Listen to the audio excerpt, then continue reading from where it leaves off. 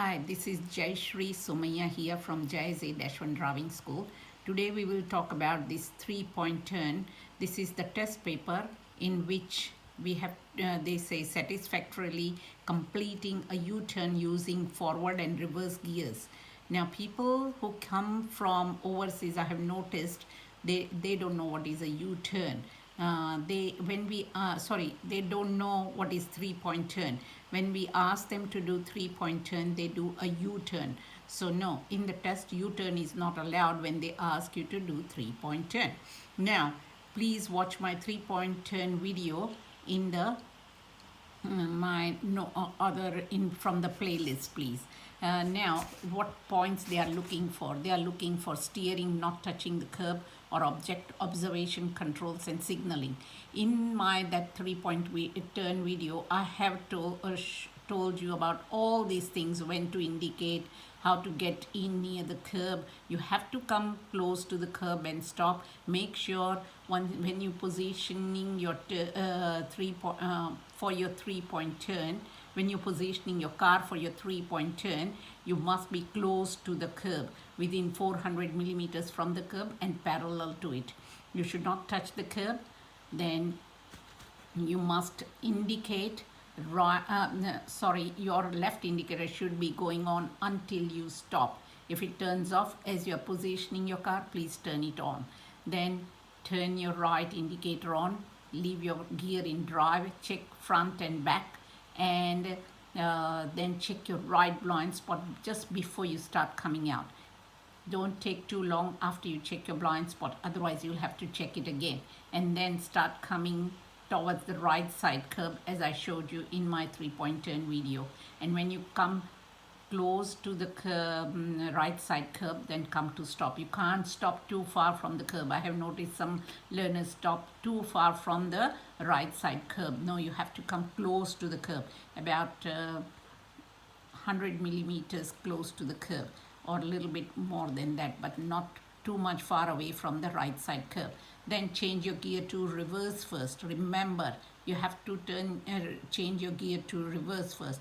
Some learners forget that to change their gear, and they check on the on their right and left for the cars coming from their sides, and then they think, okay, now I can start rolling back. And as soon as they start rolling, instead of rolling back, they roll forward because they haven't changed the gear to reverse. So first change your gear and then do the observations. You can't do your observation before you change the gear.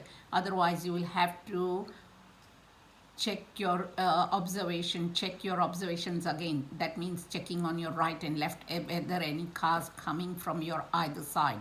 If no cars are coming, then only you can reverse back while looking through the back window. If cars are coming, tell them, put your window down and tell them with your hands to pass you from behind you, if there is enough room. If there is not enough room, then they will stop and you can start doing your reversing by looking through the back window. Whenever you reverse in the test, you have to look through the back window. So this comes under observations. And then imagine there are no cars coming and you started reversing back, but always look through the back window and reverse back up to the middle of the road. But up to that, from coming from the right side curb back, while reversing, make sure you roll slowly but turn your wheels quicker towards left side, and then once you come in the middle of the road, straighten your wheels towards the right side, and then change the gear. Then check on your left and right. Some of my learners, they forget the left side checking whether the cars are coming from their left or not, and then turn around. You don't need to check, indicate while turning around, but some people do. And while reversing also, you don't need any indicator. So if you do turn it on when you don't need to, that's okay. But when you have to turn your indicator, and if you don't, then you they will cut your marks, okay? So that's a mistake. So don't touch any side of your curb. Whatever observation I have told you in my three-point turn video, you must do them, and make sure you change your gear when you need to, when you start reversing back, make sure you change your gear to reverse. Do not leave in drive, otherwise you will go in front and hit the curb. So many learners have failed for this on this point. They forget to change their gear, and you need two signals when you come near the curb to do a 3-point turn. At that time, left indicator, and make sure it stays on until you position your car near the curb before you start your 3-point turn. And then second indicator when you start your 3-point turn, which is right indicator. And with that, don't forget your blind spot.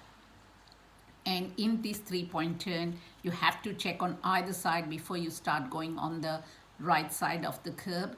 And when before you reverse, you have to check on either side, left and right on the road, that no cars are coming, and then look through the back window and reverse back. And then when you turn around, again check on the left and right, and then turn around. But make sure you change your gear, then do the observation. In case if you have done the observation and then you change the gear, again do your observations, because they say if after you check your blind spot and then you change your gear, in a couple of seconds the traffic situation on the road can change. That's why you got to do it again. I hope you do understand all these things. Thank you.